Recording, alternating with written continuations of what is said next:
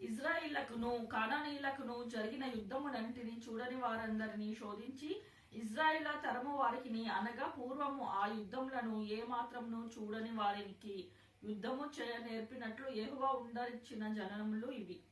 ఫిలిస్తీయుల 5 సర్దారుల జనులను, కానానీయులందరినీ, సీదోనీయులను, బయల్ హెర్మోనును మొదలుకొని హామాతునకును పోవు మార్గమునకు లెబానోను కొండలో నివసించి హవ్వీలను యెహోవా మోషే ద్వారా తమ తండ్రులకిచ్చిన ఆజ్ఞలను వారు అనుసరించితిరో లేదో తెలుసుకున్నట్లు ఇజ్రాయిలను పరిశోధించుటకై ఆ జనములను ఉండనిచ్చెను. కాబట్టి ఇజ్రాయిలు కానానీయులు, హిత్తీయులు, అమోరీయులు, పెరిజ్జీయులు, హవ్వీయులు, యెబూసీయులను జనుల మధ్య నివసించుచు వారి కుమార్తెలను పెండ్లు చేసుకొనుచు వారి కుమారులకు తన కుమార్తెలను ఇచ్చును.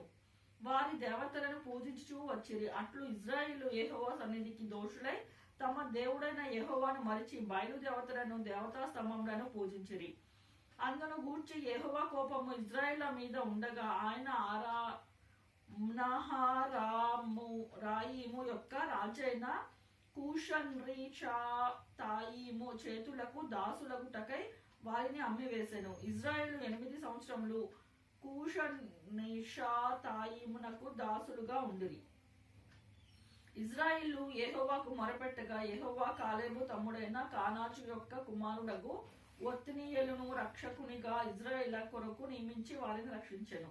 యెహోవా ఆత్మ అతని మీదకి వచ్చెను కనుక అతడు ఇజ్రాయిలకు న్యాయాధిపతి అయి యుద్ధమునకు బయలుదేరగా యెహోవా అరామ్నహాయిరాము ఈ రాజైన కూషన్రిషాతాయిమునకు అతనికి చేతికి అప్పగించెను.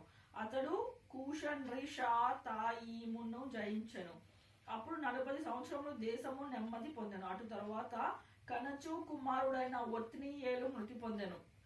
ఇజ్రాయిలు మరలా యెహోవా దృష్టికి దోషులైరి కనుక వారు యెహోవా దృష్టికి దోషులైనందున యెహోవా ఇజ్రాయిలుతో యుద్ధము చేయుటకు మోయాబు రాజైన ఎగ్లోనును బలపరచెను. అతడు అమ్మోనీయులను, అమాలేకీయులను సమకూర్చుకొని పోయి ఇజ్రాయిలును ఓడగొట్టి ఖర్జూర చెట్లు పట్టణమును స్వాధీనపరచుకునేను. ఇజ్రాయిలు 18 సంవత్సరములు మోయాబు రాజునకు దాసులైరి. ఇజ్రాయిలు యెహోవాకు మొరపెట్టగా బెన్యామీయుడైన గెరా కుమారుడగు యెహూదను రక్షకుని వారి కొరకు యెహోవా నియమించెను.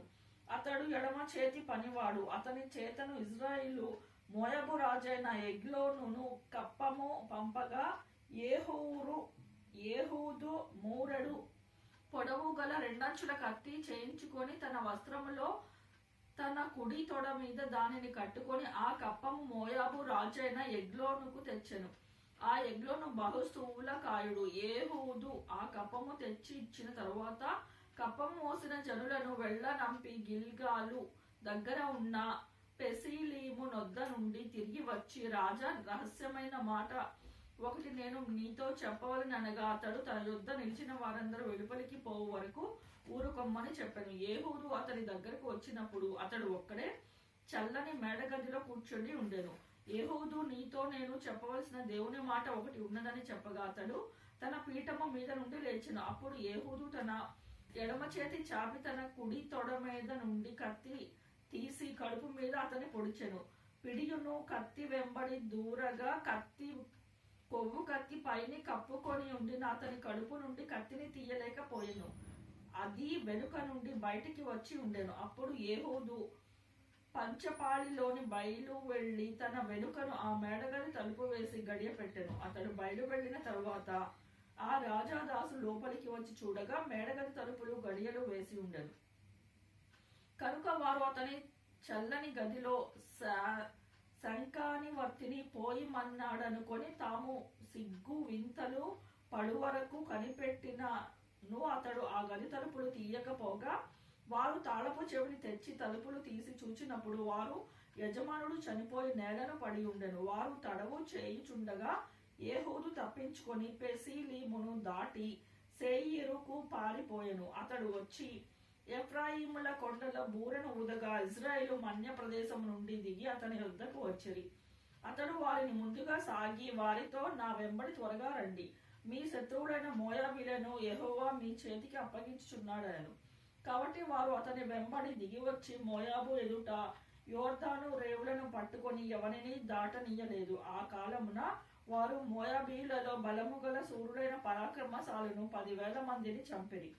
ఒకరు తప్పించుకోలేకపోయిన. ఆ దినమున మోయాబీలు ఇజ్రాయేల్ చేతి కింద అనపబడగా దేశము 80 సంవత్సరములు నిమ్మడముగా ఉండెను. అతని తరువాత ఆనాతు కుమారుడైన షమ్గరు న్యాయాధిపతిగా ఉండెను. అతడు ఫిలిస్తీన్లలో 600 మందిని మునుకోల కర్రతో హతము చేసెను. అతడును ఇజ్రాయేలును రక్షించెను.